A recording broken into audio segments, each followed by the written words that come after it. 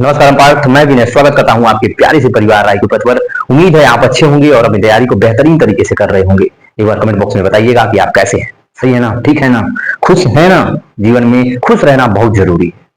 आपका जो inner power जो होती है, आपका जो कॉन्शियस माइंड जो होता है, वो बिना खुश रहे आप आगे नहीं बढ़ सकते। इसीलिए शुरुआत अगर हर कोई साधु महात्मा योगी कोई भी किसी भी को भी देख लीजिएगा, मोटिवेटर कोई भी हो, वो आपसे बस इतना कहना चाहेगा कि आप दिन की शुरुआत खुशी से करें, मुस्कुरा के करें। इसीलिए कहा जाता है कि जब तक आप खुश नहीं रहोगे तब तक आप जीवन में सक्सेस नहीं हो सकते। तो आप कमेंट बॉक्स में बताइएगा कि आप खुश हैं ना। परिस्थितियां स्थितियां सबकी अलग अलग होती हैं, लेकिन संघर्ष सबके जीवन में एक समान होता है। सबको लड़ना पड़ता है आज एक कदम आगे बढ़ने के लिए। ठीक है, आज हम लोग पढ़ेंगे सिंधु घाटी सभ्यता। कल हम लोगों ने प्रमुख संस्कृतियों के बारे में जाना था, जिसमें से आपको देखिए आहार संस्कृति देखने को मिला होगा, मालवा देखने को मिला होगा, जो है जारवी संस्कृति देखने को आपको मिला होगा। ऐसे ही आपको ये सारी संस्कृतियां आपको मैंने बताया। आपको मैंने ये भी बताया कि सिंधु घाटी सभ्यता के समकालीन सभ्यताएं कौन कौन सी थी। जैसे यांग ऋषिक्यांग की सभ्यता है, जिसे चीनी सभ्यता कहा जाता है। मेसोपोटामिया की सभ्यता है जो दजला-फरात नदी के किनारे स्थित है। फिर उसके बाद मैंने आपको ये भी बताया कि मिस्र की सभ्यता जो नील नदी के किनारे स्थित है, मिस्र में, वो भी सभ्यता किसकी है, तो ये हमारी कहाँ पे है, तो सिंधु घाटी सभ्यता में स्थित है। आज हम लोग देखेंगे सिंधु घाटी सभ्यता, सिंधु घाटी सभ्यता का विस्तार भी देखेंगे। सारी चीजें हम लोग आगे बढ़ते हुए चले जाएंगे। सिंधु घाटी सभ्यता,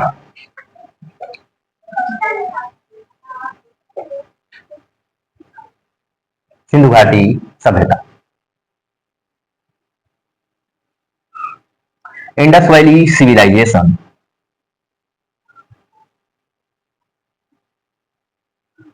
सॉरी, इंडस वैली सिविलाइजेशन।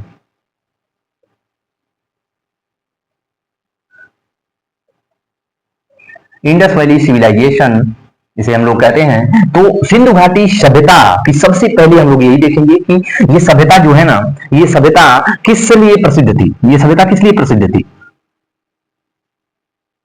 ये सभ्यता प्रसिद्ध थी जो है जल के संरक्षण के लिए। ये सभ्यता किस लिए प्रसिद्ध थी? जल के संरक्षण के लिए प्रसिद्ध थी। जल संरक्षण के लिए ये सभ्यता, जल संरक्षण के लिए क्या थी? ये सभ्यता जल संरक्षण के लिए प्रसिद्ध थी। अब इसका देखा जाए तो विस्तार, विस्तार। कल हम लोगों ने सिंधु घाटी सभ्यता के बारे में जान लिया था कि सिंधु घाटी सभ्यता का क्षेत्र जो क्षेत्र विस्तार कहाँ कहाँ है, तो अफगानिस्तान में, पाकिस्तान में, भारत में, ये सारी चीजें जान लिया था। सिंधु घाटी सभ्यता का नाम क्या है? काशी सभ्यता इसका नाम पड़ा है। कल का वीडियो आप देख लीजिएगा, नहीं तो ये समझ नहीं आएगा। ठीक है, आज हम लोग ये शुरू करेंगे कि इसका आज विस्तार देखेंगे, नामकरण देखेंगे, इसका आप ये भी देखेंगे कि इसका समाज कैसा था, इसका राजनीतिक जीवन कैसा था, धर्म कैसा था। ये सारी चीजें जानने के बाद हम लोग ये जानेंगे कि इसका जो इसके जो स्थल कौन कौन है, जो आपको जो आभूषण मिले हुए हैं, कौन कौन से जो लोग कर्मकांड करते थे, क्या क्या ये लोग प्रयोग करते थे, ये लोग किससे कैसे घर में रहते थे, ये सारी चीजें जानेंगे। स्थलों से पता चलेगा हम लोग इन लोगों का भवन कैसा था। ये सारी चीजें आज जानेंगे, कल हम लोग स्थल जानेंगे। आज आइए इनका विस्तार, सिंधु घाटी सभ्यता का विस्तार कैसा था। सिंधु घाटी सभ्यता का विस्तार देखा जाए तो सिंधु घाटी सभ्यता का विस्तार ये भी आप देखिएगा। सिंधु घाटी सभ्यता का विस्तार नॉर्थ में इनका देखा जाए, नॉर्थ, ईस्ट, वेस्ट और साउथ। साउथ, ठीक है। तो उत्तर से दक्षिण में इसका जो विस्तार था वो 1600 किलोमीटर का था। और फिर उसके बाद देखा जाए तो पूरब से और पश्चिम में इसका विस्तार देखा जाए तो 1400 किलोमीटर तक। सिंधु घाटी सभ्यता का विस्तार अगर देखा जाए तो उत्तर से लेकर के दक्षिण में इसका विस्तार 1600 किलोमीटर था और पूरब से लेकर के पश्चिम तक इसका विस्तार 1400 किलोमीटर का था। तो उत्तर में ये कहां तक फैला? उत्तर में ये कहां तक था? तो उत्तर में अगर देखा जाए तो ये मांडा एक जगह है। मांडा, मांडा एक जगह है कहां का? जम्मू कश्मीर में। जम्मू कश्मीर में एक मांडा जगह है जो चेनाब नदी के किनारे स्थित है। जो चेनाब नदी के किनारे स्थित है, वहां से लेकर के आप देखोगे तो महाराष्ट्र दैमाबाद तक, महाराष्ट्र दैमाबाद, महाराष्ट्र, महाराष्ट्र जो आप देखोगे प्रवरा नदी के किनारे स्थित है। कहां पे है? प्रवरा नदी के किनारे ये स्थित है। प्रवरा नदी के किनारे तक ये फैला हुआ था, जो फैला हुआ था। कौन? सिंधु घाटी सभ्यता। फिर उत्तर में अगर देखा जाए जो, और पूरब में देखा जाए तो आलमगीरपुर जो है, जो पूरब में देखा जाए तो आलमगीरपुर, आलमगीरपुर, आलमगीरपुर जो आपको, ये आलमगीरपुर आपको उत्तर प्रदेश मेरठ में देखने को मिलेगा।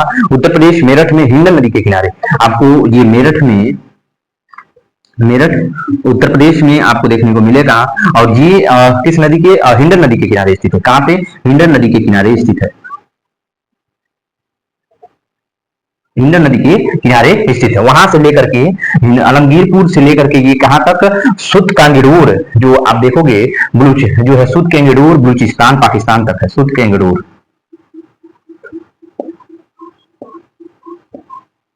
डोर पाकिस्तान, पाकिस्तान तक ये फैला हुआ है। पाकिस्तान में देखा जाए तो बलूचिस्तान, बलूचिस्तान, बलूचिस्तान, ठीक है, बलूचिस्तान, ठीक है। और ये किस नदी के किनारे स्थित है? तो ये जो है, ये दजला जो ये क्या नाम है उसका? दास्क नदी, एक आती दास्क नदी है, वहां तक दास्क, दास्क नदी, दास्क नदी के किनारे स्थित है, ठीक है। दास्क नदी के किनारे ये फैला हुआ था। तो आप तो अपनी हमने क्या देखा? सिंधु घाटी सभ्यता का हम लोगों ने विस्तार देख लिया कि सिंधु घाटी सभ्यता उत्तर में देखा जाए तो मांडा, मांडा से लेकर के आप नीचे आ जाओगे तो दैमाबाद, दैमाबाद, और फिर पूरब से आलमगीरपुर से लेकर के सुद केंगेडोर जो बलूचिस्तान पाकिस्तान तक सिंधु घाटी सभ्यता का विस्तार था, ठीक है। और फिर आगे बढ़ते हैं, इसको लिख लीजिएगा। आगे बढ़ते हैं हम लोग, इसको रोकिए वीडियो को, और फिर इसके बाद इसको नोट कर लीजिएगा जरूर, ठीक है। अब हम देखेंगे कि सिंधु घाटी सभ्यता का नामकरण, नामकरण, सिंधु घाटी सभ्यता का नामकरण देखने को मिलता है। नामकरण कैसे हुआ था सिंधु घाटी सभ्यता का? नामकरण जब देखा जाए तो फिर 1921 में इसकी खोज दयाराम साहनी ने जो जब किया था तो हड़प्पा के नाम से किया था। तो 1921 में इसका नाम क्या पड़ा? हड़प्पा, हड़प्पा पड़ गया। फिर उसके बाद 1922 में जब इसकी खोज हुई, 1922 में जब जो है राखाल दास बनर्जी ने इसका खोज किया तो फिर इसका नाम जो क्या पड़ गया? मोहनजोदड़ो पड़ गया, जोदड़ो, मोहनजोदड़ो इसका नाम पड़ा। तो ऐसे में विद्वानों ने कहा कि अब ऐसे ही हम लोग अलग अलग स्थलों के नाम खोजते रहेंगे, अब अलग अलग स्थलों के नाम आते रहेंगे, और ऐसे ही हम इसका नाम कब तक परिवर्तन करते रहेंगे? एक ही स्थान का नाम हम लोग कितना रखेंगे? देखो अभी आपको देखने को मिला हड़प्पा हो गया, फिर उसके बाद मोहनजोदड़ो हो गया, फिर उसके बाद अब देखोगे तो कहीं चरहुदो मिलेगा, कहीं आपको सुदकेंगेडोर मिलेगा, कहीं आपको दहमाबाद मिलेगा, कहीं आपको देखने को मिलेगा कि जो आपको कहीं आपको देखने मिलेगा लोथल, देखने को इसका नाम मिलेगा, कहीं कुछ मिलेगा। तो इसका विद्वानों ने एक पर्टिकुलर नाम सोचा कि ये तो स्थान हो जाएंगे ये सारे, लेकिन इसका एक ही नाम रहेगा सिंधु घाटी सभ्यता, क्योंकि ये किस नदी के किनारे स्थित है? सिंधु नदी के किनारे। तो इन सभी का एक पर्टिकुलर नाम रखा गया कि इसका एक ही नाम रहेगा, जो पहला स्थल जहां पे खोजा जाएगा उसका एक नाम रहेगा। या तो आप इसको हड़प्पा कह दो, या तो आप इसको हड़प्पा कह लो, हड़प्पा सभ्यता कह दो, या तो आप इसको हड़प्पा सभ्यता कह दो, या तो आप इसको कह दो सिंधु घाटी सभ्यता, सिंधु घाटी सभ्यता, सिंधु घाटी सभ्यता। आप इसको अलग अलग नाम से लेके चले जाना, लेकिन आप बस इतना कर देना कि जो इसका पहला, जो पहली बार जो खोजा गया था हड़प्पा सभ्यता, इसका नाम पड़ेगा हड़प्पा, या तो आप सिंधु घाटी सभ्यता। आप अपना अलग अलग जगह पे इसका नाम खोजो और उसका नाम अपना रखते रहना, लेकिन हम लोग इसको जानेंगे कि सब किस सभ्यता के नाम से जानेंगे? हम लोग सिंधु घाटी सभ्यता या हड़प्पा सभ्यता के नाम से। इतना आपको समझ आ गया होगा। आगे बढ़ते हैं, ठीक है। तो नामकरण तो हम लोग स्पष्ट कर लिए कि नामकरण अगर अलग अलग स्थानों के नाम पे नहीं, इसका नाम हम लोगों ने क्या नाम रखा, तो इसका नामकरण यही हुआ, या तो हम लोग हड़प्पा सभ्यता इसका नाम रख दें, या तो सिंधु घाटी सभ्यता जो सिंधु नदी के किनारे स्थित है, ठीक है। तो हम लोगों ने इसका अब एक ही पर्टिकुलर नाम रखा कि सिंधु घाटी सभ्यता या हड़प्पा सभ्यता, ठीक है। आगे बढ़ते हैं कि इसका नगर नियोजन कैसा था। नगर नियोजन,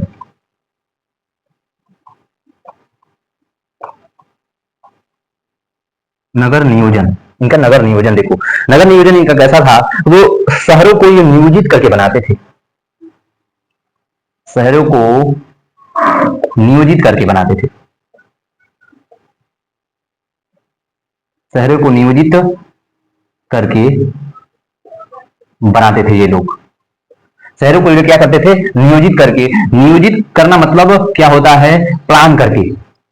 आप देखोगे कि नियोजित का मतलब होता है कि आप देखोगे प्लान करके। कल मैंने आपको एक बात बताया था आपको कि जब हम अपना घर बनाते हैं तो हम लोग प्लान करते हैं, हम लोग पर्टिकुलर ये डिसाइड करते हैं कि हमारा रहने का जो रूम होगा कहाँ रहेगा, हमारा किचन रूम कहाँ रहेगा, हमारा लिविंग रूम कहाँ रहेगा, हमारा हॉल कहाँ रहेगा, हमारा योग रूम कहाँ रहेगा, हमारा जिम रूम कहाँ रहेगा, हमारा जो टीवी हुई देखने का रूम कहाँ रहेगा, हमारा हमारा जो है डाइनिंग रूम कहाँ रहेगा, ये और ये भी जो हमारी गाड़ियों का जो गैराज कहाँ रहेगा, ये सारी चीजें हम लोग डेट प्लान करके करते हैं ना, उसे ही नियोजित कहा जाता है। तो जो लोग क्या करते थे, सोचो उस समय ये लोग शहरों को नियोजित करके बनाते थे। दूसरा आप यहीं पे देख लेना, दूसरा ये लोग कैसे रहते थे कि दूसरी बात ये लोग पहली बार किसी भारतीय सभ्यता में जो ये पहली बार किसी भारतीय सभ्यता में किया गया था, ये लोग पहली बार किसी भारतीय सभ्यता में किया गया था, पहली बार किसी भारतीय सभ्यता में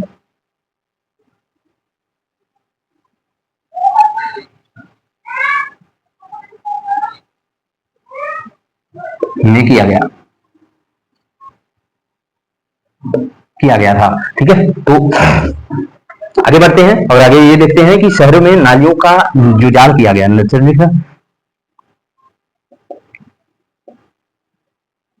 की व्यवस्था, नालियों की व्यवस्था, जैसे कि देखोगे नाली होगी, छोटी नाली, छोटी नाली, फिर उसके बाद एक बड़ी नाली होगी, बड़ी नाली, फिर उसके बाद ये मिल जाती थी नाला में,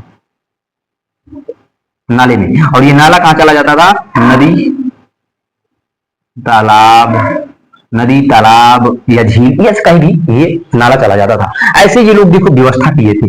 ठीक है, नदियों का व्यवस्था जो है, नालियों की ये लोग व्यवस्था किए हुए थे उस सभ्यता में। देखो सड़क जो है संपूर्ण पर काटते थे, सड़कें जो थी, सड़कें संपूर्ण पर काटती थी,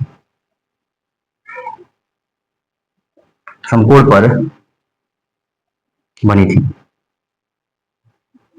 संपूर्ण का मतलब देखो ऐसे जाती थी, ऐसे ऐसे सड़क बनी हुई थी, ऐसे इनकी सड़कें ऐसे बनी हुई थी, संपूर्ण देख रहे हो 90 डिग्री, इनकी सड़कें ऐसी बनी हुई थी। फिर उसके बाद हम लोग यहाँ पे आ जाते हैं, ये देखते हैं कि इनका जो, ये भी देखते हैं कि इनका भवन कैसे थे, भवन भवन कैसी थी। तो ये लोग भवन कैसे बनाते थे? तो ईंटों का ये लोग प्रयोग करते थे। ये लोग कच्चे और पक्के दोनों ईंटों का प्रयोग करते थे, कच्चे पक्के ईंटों का प्रयोग करते थे, प्रयोग करते थे। और ईंट भी कैसे होते थे? कई प्रकार के ईंट होते थे, कई प्रकार के ईंट होते थे। वो ईंट कैसे होते थे? जो है कई प्रकार के ईंट होते थे, प्रकार के ईंट होते थे, कई प्रकार के ईंट होते थे। जैसे आपको डिजाइन और जो डिजाइन वाले भी ईंट मिलते थे, ऐसे इस प्रकार के भी ईंट मिलते थे, ऐसे मिलते थे। आपको पतले भी ईंट मिलते थे, पतले ईंट भी मिलते थे, मोटे ईंट भी मिलते थे। ठीक है, हर प्रकार का ईंट आपको देखने को मिला मिला था इस सिंधु घाटी सभ्यता से। फिर उसके बाद अगर आगे आगे देखेंगे तो ये अब कैसे था, तो घर के अंदर ये लोग कुएं का भी निर्माण करते थे, घर के अंदर कुएं का भी निर्माण करते थे,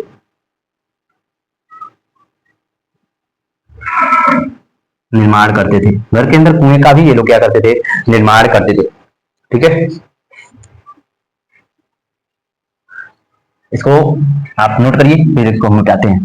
ठीक है, सिंधु घाटी सभ्यता अपने आप में एक, इस समय जो हम लोग शहरों में कर रहे हैं वो आप देखोगे तो कई हजार साल पहले ये लोग कर चुके थे। ठीक है, यहाँ की भवनें सिंधु घाटी सभ्यता में ये देखा जाए तो सिंधु घाटी सभ्यता में बीच में आंगन होता था। तो घर के बीच में, घर के बीच में आंगन होता था, आंगन, और चारों तरफ घर होते, चारों तरफ कमरे होते थे, चारों तरफ कमरे होते थे। कमरे होते थे। घर कैसा होता था? तो घर एक तथा दो मंजिला होता था। घर एक मंजिला और दो मंजिला दोनों होते थे।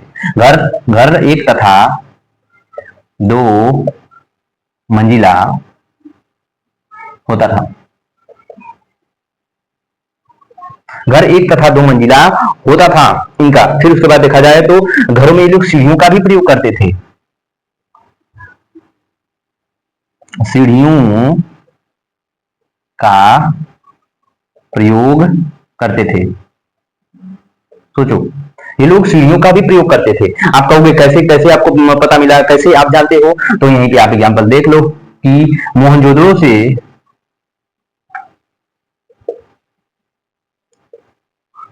से आपको देखने को मिलेगा यहीं पे आपको कि दो मंजिला और घर और एक सीढ़ी का साक्ष्य मिला हुआ है। दो मंजिला घर, दो मंजिला घर और सीढ़ी का साक्ष्य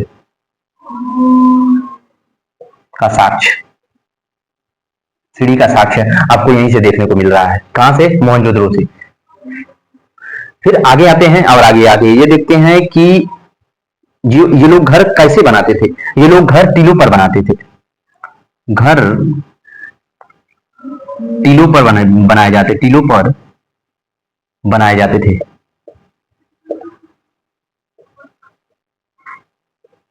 घर क्या था? ये लोग टीलों पर बनाते थे। फिर उसके बाद हम लोग देखते हैं, आगे आते हैं और आगे जाके ये देखते हैं कि इनकी कृषि कैसी थी। कृषि, सिंधु घाटी सभ्यता के लोग कृषि कैसे करते थे? जो ये लोग कृषि देखा जाए तो इस सभ्यता के लोग इस सभ्यता के लोग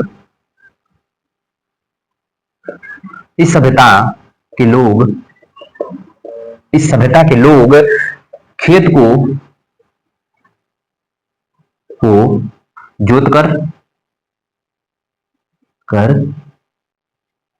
बुआई करते थे।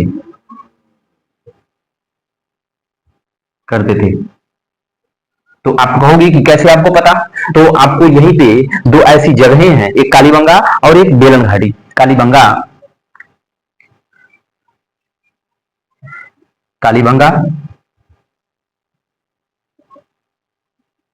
कालीबंगा बेलन घाटी। कालीबंगा और बेलन घाटी से, कालीबंगा से आपको देखने को मिलेगा कि जुटे हुए खेत के प्रमाण मिले हुए हैं। कालीबंगा से जुटे हुए खेत के प्रमाण मिले हुए हैं। जुटे हुए खेत के प्रमाण और जो है बनावली से, जो बेलन घाटी से आपको हल का साक्ष्य मिला हुआ है। हल का साक्ष्य मिला हुआ है। हल का साक्ष्य आपको देखने को मिला हुआ है। ठीक है, हल रूपी एक साक्ष्य मिला हुआ है। तो ये लोग कृषि कैसे करते थे? तो ये लोग कृषि करते थे, पहले ये लोग क्या करते थे? खेत को जोतते थे, फिर उसके बाद उसमें बुआई ये लोग करते थे। ठीक है, तो एग्जाम्पल आपको देखने को मिल गया कि कैसे आपको पता चला। तो आपको ये कालीबंगा से जुटे हुए खेत के प्रमाण मिले हुए हैं, बेलन घाटी से जो है हल का साक्ष्य आपको देखने को मिला हुआ है। आगे चलते हैं और ये भी देखते हैं कि इस सभ्यता के लोग जरूरत से ज्यादा का जो है उत्पादन करते थे। जरूरत से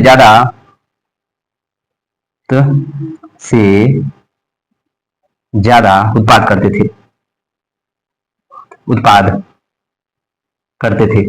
तो आप कहोगे कि कैसे पता चला? तो आपको देखने को मिलेगा दो जगह से अन्नागार का आपको प्रमाण मिला हुआ है, एक हड़प्पा से, एक मोहनजोदड़ो से।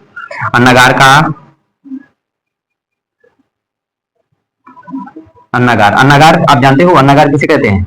अन्नागार डेहरी आप जानते हो, डेहरी उसे अन्नागार कहा जाता है। अन्नागार का साक्ष्य मिला हुआ है एक तो मोहनजोदड़ो से,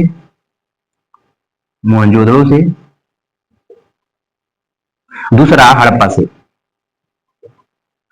ठीक है, हड़प्पा से। इन दोनों जगहों से आपको देखने को मिलेगा कि अन्नागार का आपको साक्ष्य मिला हुआ है। जो है मिट्टी से बना हुआ अन्नागार, जैसे डेहरी होती थी पहले।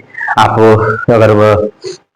अगर आप 2000 के जन्माइश आपका पैदाइश है तो आपको पता चला होगा, आपको डेहरी, मिट्टी से बनी डेहरी आपको देखने को मिली होगी अपने घरों में, उसे ही कहते हैं अन्नागार। तो ये लोग जो है अनाजों को स्टोर करने के लिए या रखने जो जमा करने के लिए अन्नागार का इस्तेमाल करते थे, डेहरी का इस्तेमाल करते थे। वो साक्ष्य कहाँ से मिला? एक हड़प्पा से और एक मोहनजोदड़ो से आपको देखने को मिले हैं प्रमाण कि उससे पता चला है हम लोगों को कि ये लोग क्या करते थे, अनाजों को जरूरत से ज्यादा उत्पाद करते थे, ठीक है, रख लेते थे। तीसरी बात यह है कि कपास जो विश्व में जो है कपास की खेती का प्रमाण यहीं से मिला है। विश्व में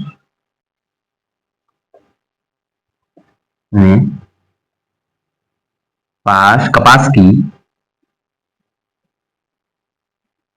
खेती का प्रमाण यहीं से मिला हुआ है,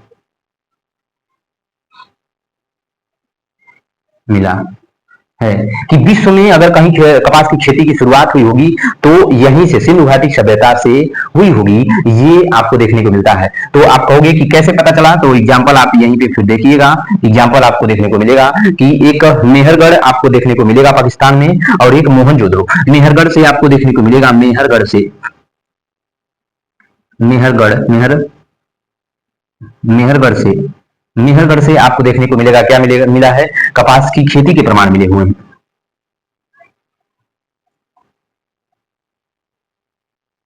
खेती के प्रमाण और मोहनजोदड़ो से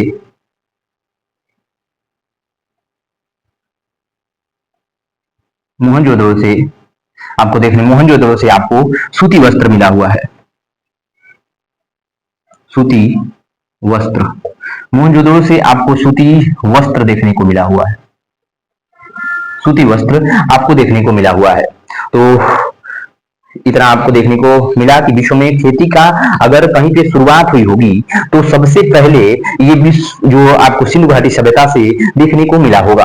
आपको प्रमाण भी मिला, मेहरगढ़ से आपको कपास की खेती के प्रमाण मिले। कपास की खेती के प्रमाण कैसे? तो कपास की जब वो खेती होती है तो वहां पे कुछ अब उसके जो रुएं जो होंगी, जो रुएं होंगे वो वहां पे दब गए होंगे और उस रुओं को हम लोगों ने जब हम लोगों ने मोहनजोदड़ो में सूती वस्त्र देखा तो फिर मिलाया कि कपास की खेती, कपास से ही सूती वस्त्र बनता है और ये लोग उस समय बनाते थे। तो कैसे बनता था? तो पहले खेती होती थी और फिर उसके बाद जो लोग वस्त्रों को बनाते थे, ठीक है। तो ऐसे ही आपको देखने को मिलेगा कि सूती वस्त्र आपको मोहनजोदड़ो से मिला और कपास की खेती के प्रमाण मिले मेहरगढ़ से। और विश्व में पहली बार अगर खेती शुरू हुई होगी कपास की तो यहीं से हुई होगी, सिंधु घाटी सभ्यता से हुई होगी।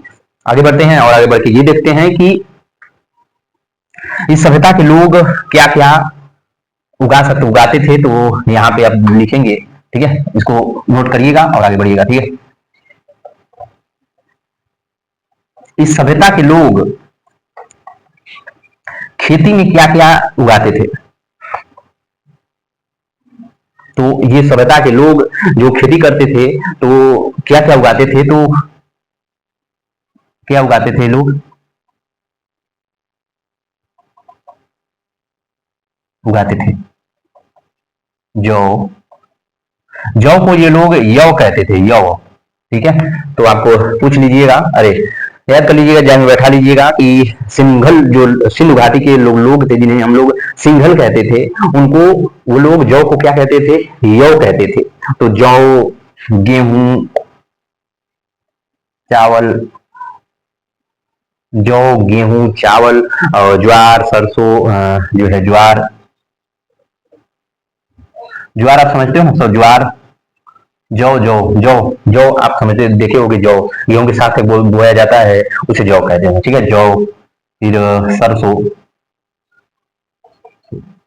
आदि ये लोग की खेती करते थे, खेती करते थे ये लोग, ठीक है। फिर उसके बाद आते हैं, अब देखते हैं कि यहाँ के लोग पशुपालन व्यवस्था कैसी थी? पशु पशुपालन व्यवस्था यहाँ की लोगों की, पशुपालन व्यवस्था यहाँ कैसा था इन लोगों का? तो पशुपालन व्यवस्था अगर देखा जाए तो ये लोग क्या क्या पालते थे? तो पशुपालन में ये लोग तो जो है भेड़, ये लोग भेड़, बकरी, गाय, भैंस, गाय भैंस बैल, ये लोग ऐसे ही जो है भैंस गाय बकरी भेड़, ये बैल भी ये लोग पालते थे, भैंस बैल भी ये लोग पालते थे, क्योंकि बैलों से ये लोग खेत की जुताई बुआई ये सब करते थे। और वो जंतु जो वो लोग ये पालतू पशु थे, ये लोग जो थे ये पालतू थे, पालतू थे। और जिनको ये लोग पालतू नहीं बनाया था,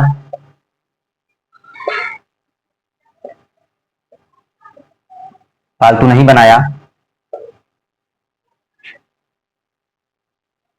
बनाया, वो जानवर थे लेकिन उनको ये लोग क्या थे, पालतू नहीं बनाया था।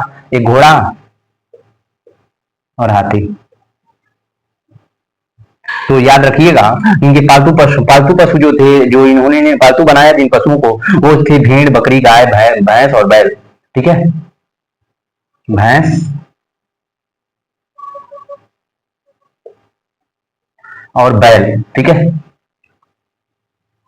बैल जो था, तो ये लोगों के पालतू पशु थे, और जिनको ये लोग पालतू नहीं बनाया वो घोड़ा था और हाथी था। ठीक है, आगे बढ़ते हैं और ये देखते हैं कि इनके विशेष पशु कौन कौन थे। तो विशेष पशु थे, विशेष पशु, विशेष पशु का मतलब होता है कि सबसे ज्यादा महत्वपूर्ण, जिनसे ये लोग हमेशा काम करवाते थे। जैसे तो पहला हो गया कि कुबड़ वाला बैल था,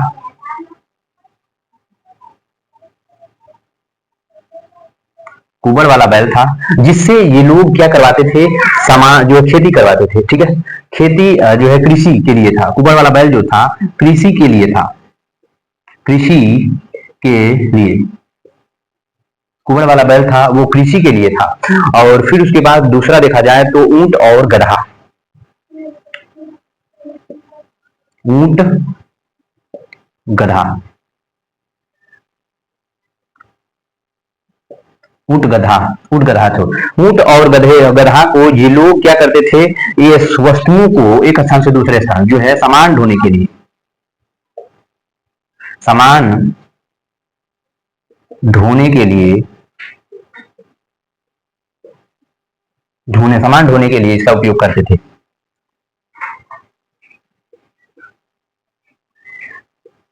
उपयोग करते थे। ठीक है, सामान ढोने के लिए ये लोग उपयोग करते थे। देखिए गिरे मत बचा के आराम से। ठीक है, तो ये लोग ऊंट और गधे से ये लोग क्या करते थे, सामान ढोने के लिए प्रयोग करते थे। अब आप कहोगे कि कैसे पता आपको कि ये लोग इन जो पशुओं का नाम आपने लिया, तो कैसे ये लोग पालतू बनाए थे और कैसे इनके उपयोग में था। तो आपको एक स्थान मिलेगा यहीं पे, आपको यहीं पे एक स्थान मिलेगा जिसका नाम है सुरकोटदा, सुरकोटदा।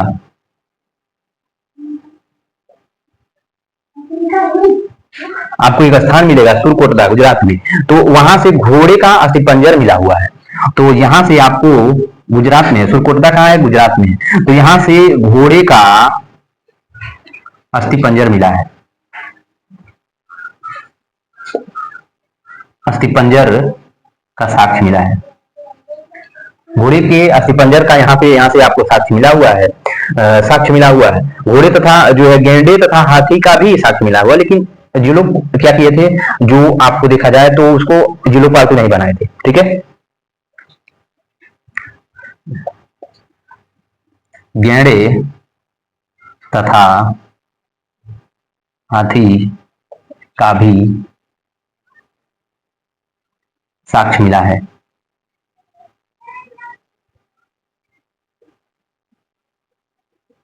पर पालतू बनाने का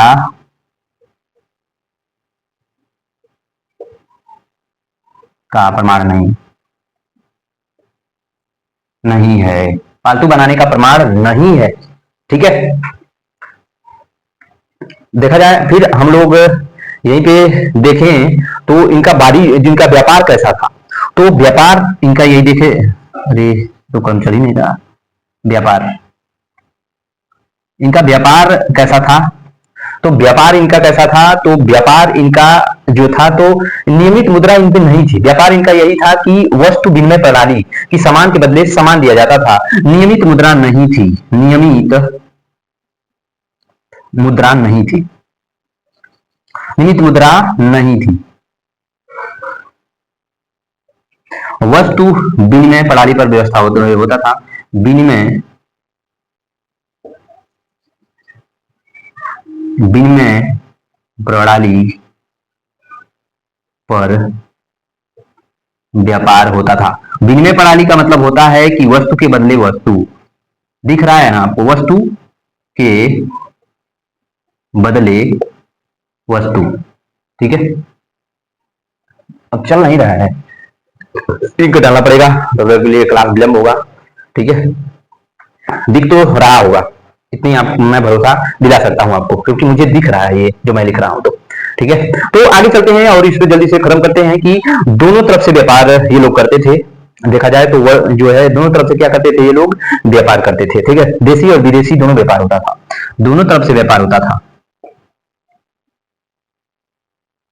से व्यापार होता था, देशी और विदेशी दोनों, देशी विदेशी, विदेशी दोनों होती थी, क्योंकि आपको यहीं पे देशी विदेशी दोनों तरफ से व्यापार करते थे, ठीक है। क्योंकि आपको यहीं पे लोथल से देशी विदेशी दोनों व्यापार करते थे, क्योंकि आपको यहीं पे देखोगे तो लोथल से मेसोपोटामिया की मुहर मिली हुई है,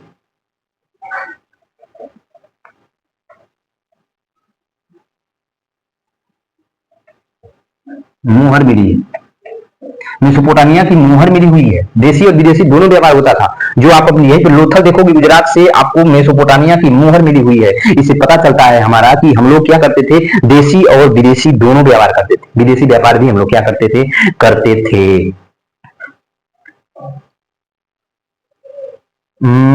आगे खत्म हो गया है, आगे हम लोग यहीं पे कल से शुरू करेंगे।